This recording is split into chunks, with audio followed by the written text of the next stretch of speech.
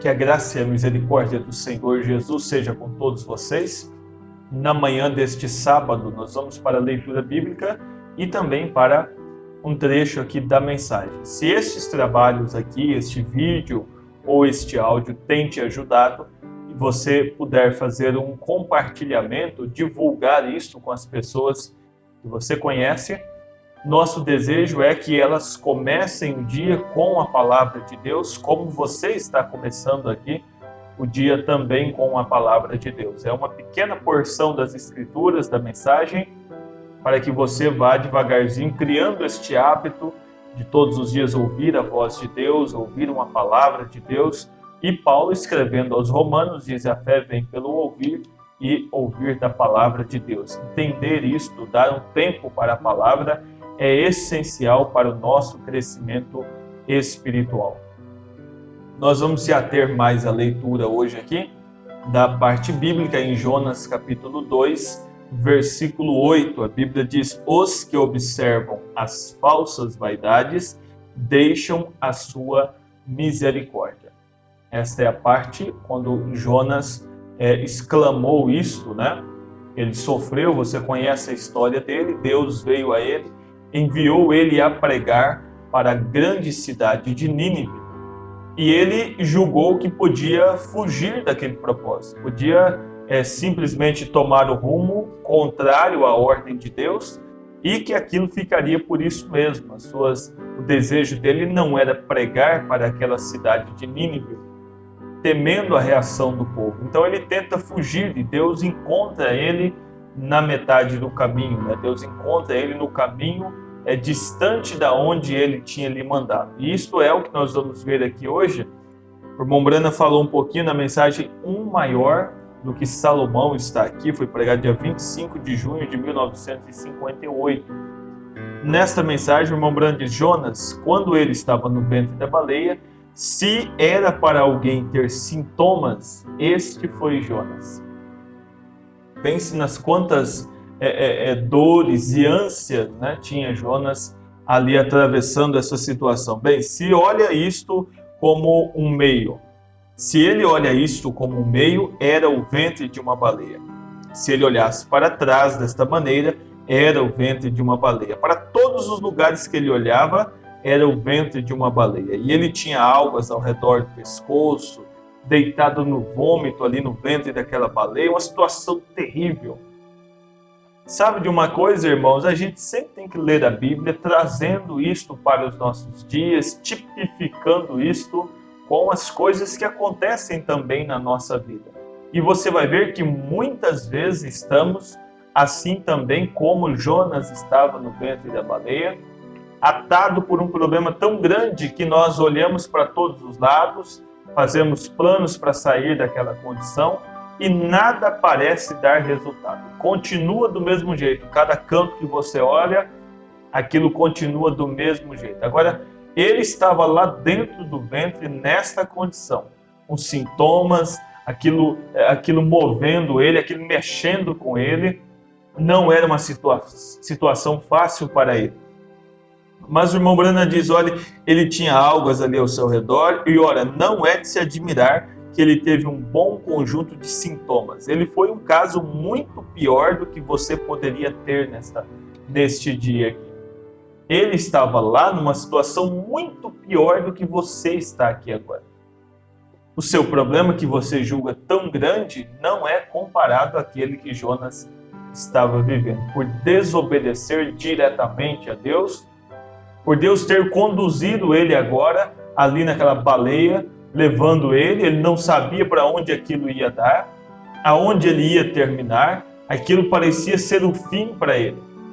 Sabe, não houve uma voz de Deus dizendo: olha, o peixe pegará você aqui e levará você ali. Não houve isso. Então imagine você a agonia, imagine você tudo aquilo que Jonas vinha vivendo ali naquele momento. Não há ninguém aqui nesta condição como Jonas estava. Não há ninguém vivendo como ele viveu. Mas você sabe o que Jonas disse? Ele disse: eles estão em falsas vaidades, falando de Nínive. Mas você sabe o que Jonas disse? Ele disse: eles estão em falsas vaidades, e eu não quero mais olhar para o ventre da baleia, mas, uma vez mais, Senhor, eu olharei para o teu santo templo. Agora, por que a gente costuma fazer, como a Escritura diz aqui para nós? A gente costuma observar as vaidades terrenas e deixar o santo templo de Deus do lado. Mas costumamos hoje, sabe, querer viver e desejamos tanto viver esta vida com a multidão de pessoas, seguindo as mesmas coisas, praticando os mesmos atos, às vezes até mesmo está dentro de uma igreja, está professando uma fé, está dizendo que crê em alguma coisa, mas as ações deles são as mesmas do mundo. Não há uma diferença, não há nada que faça um marco divisório na vida dessas pessoas. E é necessário isso. Você não consegue caminhar com Deus estando ainda com os pés no mundo, estando ainda com o seu coração ali no mundo. Então note que é necessário tirar os olhos dessas vaidades falsas, desse orgulho, dessa vontade humana, e começar a olhar para aquilo que é santo, que é verdadeiro, que é a palavra de Deus. É hora de tirar os olhos do mundo e dirigi-los à palavra. Você sabe que as pessoas hoje, elas não querem uma comunhão com Deus. Elas brincam, elas zombam, elas não têm respeito mais por irmãos de fé, por tocadores, por dirigentes de cântico, por diáconos, por pastores. Você já viu a zombaria que é em torno do nome de um pastor? Se ele é um apóstolo, se ele é algo assim, você já viu como que há no mundo hoje uma zombaria quanto a isso? Não se trata com o devido respeito, que a Bíblia diz que é merecedor de um respeito. Mas você vê que a sociedade está assim. Ele temia ir no meio de Nínive, ele temia estar no meio de um povo pagão. Mas o certo é que Deus tinha enviado ele. Quando Deus envia, irmão, você vai com um aval do Senhor, é diferente. Você vai com o caminho pronto, você não tem que fazer o caminho. O caminho está pronto, apenas siga aquilo que Deus deixou. Ele não conseguiu e Deus precisou ter um encontro com ele lá no meio do mar.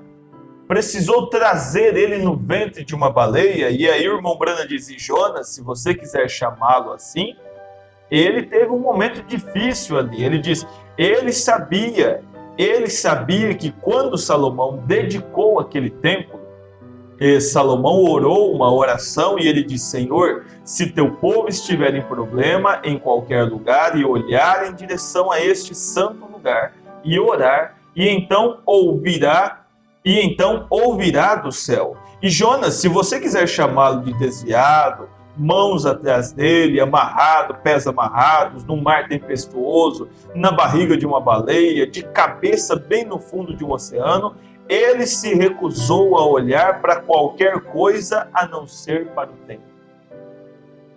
Olhou primeiramente, não tinha nada além de ventre de baleia, não tinha nada além disso. Mas ele lembrou de uma oração feita por Salomão.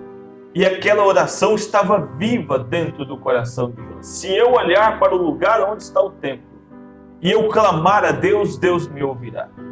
Deus me socorrerá. Eu vou dizer para você que hoje é a mesma coisa. Se você hoje olhar para a palavra sagrada, para a Bíblia sagrada e procurar viver o que está dentro da Bíblia e crer que aquilo é a história real de Deus passeando no meio do seu povo, que a Bíblia não é um conjunto de ideias humanas, mas é o pensamento expressado de Deus. Se você compreende isto, meu irmão, olhe, você também será colocado no seu lugar novamente. Talvez você tenha hoje uma vida fugindo da presença de Deus. Talvez você esteve dentro de uma igreja, talvez você serviu a Deus por ano e talvez até esteja neste momento servindo a Deus por ano. Mas quando você olhar para as Escrituras, talvez a Escritura mostrará isso para você. Há pessoas preciosas que estão em igrejas, em segmentos religiosos, que elas infelizmente estão contra a palavra de Deus. E se Deus tem uma obra na tua vida, Ele pegará você do meio desse sistema religioso que você se encontra e o colocará no seu devido lugar. Ele guiará você a toda a verdade, diz a Bíblia. Então não tema, meu irmão, apenas ore, apenas medite, diga: Senhor, este é realmente o meu lugar? É aqui que o Senhor me quer? É para cá que o Senhor me chamou? Deixa Ele dirigir você. Olhe, ele mesmo falhando, fugindo do seu compromisso ali atrás, temendo, mas agora ele estava num estágio diferente da sua vida, numa fase diferente. Agora ele olhava ali e dizia: Deus, eu entendo que eu errei, Senhor. Eu sei que eu errei e eu quero dizer para você que talvez você seja um desses. Você errou, você falhou, você teve problemas. E talvez Deus esteja devagarzinho levando você ao profundo, esperando ouvir esta oração de você. Esperando ver você dizer: Deus, perdoa-me. Eu quero ir à superfície novamente. Eu sou uma águia, Senhor. Eu não nasci para estar aqui neste lodo, nesta profundeza das águas. Eu nasci para estar livre. E eu quero isto, Senhor, na minha vida. Talvez esteja faltando você orar assim. Eu não estou aqui para causar divisões nem nada, mas talvez onde você encontra-se hoje, você vendo a sua Bíblia, você ouvindo esses trabalhos, talvez isso despertou em você alguma coisa. Eu preciso de um aprofundamento com Deus. Ore, meu irmão. Clame a Deus e Deus lhe concederá isso. Eu tenho certeza. Ele abrirá o teu entendimento. Se Jonas pudesse olhar para o templo que foi feito pelo homem, tivesse aquele tipo de fé, olhando para um templo, e ele conseguiu aquele tipo de fé, ele diz assim: naquelas condições, quanto mais podemos nós hoje, sob qualquer circunstância, olhar para o céu, onde Cristo está sentado à destra de Deus, com seu próprio sangue, para fazer intercessão sobre nossa confissão. Quanto mais hoje está aberto a misericórdia de Deus para mim e para você. Naquele tempo, nós sabemos, era uma adoração ali no Velho Testamento, no sangue de bodes, de ovelhas, sabe? Tudo aquilo, mas hoje é o sangue perfeito de Jesus Cristo. É Ele que limpa os nossos pecados, é Ele que sara as nossas enfermidades, está derramado para mim e para você. Receba isto, meu irmão, na sua vida, neste dia de sábado. Ele diz: depende para o que você está olhando. O que te atrai a atenção? Você quer ir à igreja para fazer parte de uma amizade social? Ou você está indo ao encontro de Deus? Para que você está indo? O que você olha quando você vai à igreja? Está observando as pessoas ou está observando o ensinamento que vem daquele povo? Se aquilo bate com as Escrituras, as duas coisas têm que andar juntas, não pode ter disparidade, as coisas têm que estar alinhadas. O que você vem olhando nesses últimos dias? Depende para o que você está olhando. Você sabe o que Deus disse, o que Deus fez? Ele deve ter posto um tanque de oxigênio ali ou algo ali dentro, né? Ele fez esta colocação e ele diz: e ele manteve aquele profeta vivo por 3 dias e noite e levou-o para um passeio através do oceano para Nínive. Nínive era uma grande cidade, muitos milhares de pessoas, eles eram adoradores de ídolos, eles adoravam deuses e seu grande Deus era o Deus do mar, a baleia. Era o objeto sagrado para eles. Nós temos hoje os hindus, né, que entre os seus muitos deuses, eles têm ali uma veneração, né, uma adoração àquele animal, ao boi ali, à vaca, eles não o consomem, é todo um tratamento que é feito ali, né? E eles, o irmão Branco diz assim, eles tinham também era a baleia, aquilo para eles era uma coisa sagrada dos mares para eles. Irmãos, pense uma coisa, pense só uma coisa, você não pode colocar ninguém entre você e Deus. Ninguém.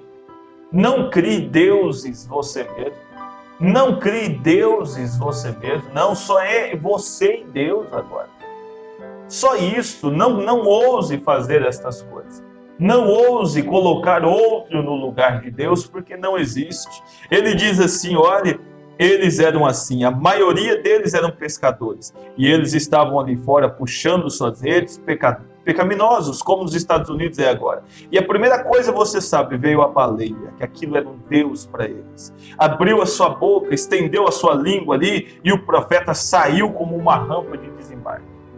Foi vomitado ali naquela areia naquela praia, foi jogado ali naquela praia. Aquilo tinha para eles uma simbologia. Olhe, nosso Deus mandou este homem. Nosso Deus jogou este homem aqui na praia. O irmão Branham diz assim, ali veio o Deus, falando daquela baleia, né? Deus em letra minúscula, o Deus cuspindo o profeta. Deus tem o controle da situação. De alguma maneira, Deus faria com que a palavra chegasse a Nínive, como Ele fez com que a palavra chegasse a mim e a você também. Eu não sei de onde você está me ouvindo, de que cidade você está me ouvindo, mas Deus fez um jeito da palavra chegar até você. Talvez você já é batizado em nome do Senhor Jesus Cristo, talvez você ouviu pelo rádio, como muitos aqui no Brasil, através do ministério ali em Goiânia, talvez você ouviu através de um evangelista, mas de uma forma ou outra, Deus levou a mensagem até você. Deus pôs você na rota da mensagem. Você já parou para pensar nisso? Como você é privilegiado? Como Deus se importou com você? Não importa o que acontecesse com aqueles homens que Deus escolheu. Ele tratava de trazê-los ali porque a mensagem que aqueles homens tinham era importante. Nós estamos recebendo hoje a mensagem de Deus. Você na tua casa está recebendo a mensagem de Deus. O irmão Branham diz, Deus sabe o que Ele está fazendo. Jonas não entendeu aquilo. Talvez você, quando vai lendo pela primeira vez, você diz, mas para que isso? Por que ele fez desta maneira? Por que aquele barco simplesmente não moveu o coração daquele piloto e trouxe aquele homem de volta? Parecia ser tão mais fácil uma tempestade, desviasse o curso, obrigasse eles a retornar. Mas Deus sabe o que Ele faz. Eu não sei, você não sabe, mas Deus conhece. Como esta mensagem tinha que chegar. Como esta mensagem tinha que ir ali naquela praia diante daquele povo. Não é de se admirar que Deus teve que fazer isto daquela maneira. Deus sabe o que Ele está fazendo. Não é de se admirar que eles se arrependeram pela pregação de Jonas. Por quê? Porque aquele Deus baleia que eles tanto criam, cuspiu ele na praia. Como eles podiam rejeitar um enviado do Deus deles? Na cabeça deles era isto. Mas Deus tinha o controle, o profeta caminhou direto da boca da baleia, começou a pregar, com certeza eles se arrependeram. Deus faz coisas de maneira sobrenatural, para executar suas maravilhas. Quando aquela mensagem chegou para eles, você vai lembrar que Nínive era pagã, cria em todos os tipos de deuses, cria em todo tipo de adoração, mas precisou Deus quebrar aquilo, Deus mostrar, olhe, aqui está um maior do que o seu Deus baleia, maior do que os seus deuses aí dentro, e a cidade se arrependeu, a cidade se entregou a Deus. Não é bom isto? Arrependa-te você também. Quando a mensagem chegar para você, como eu creio que está chegando agora, arrependa-se. Tome uma posição em Cristo Jesus, caminhe com Ele. Não seja você um que rejeita, mas seja você um que crê. Que diz, muito obrigado, Senhor, eu precisava disso. Eu necessitava disso. Eu mudarei minha vida, Senhor, mediante esta mensagem. Amém? Vamos orar? Querido Deus e eterno Pai, muito obrigado, Senhor, por este tempo aqui nesta manhã.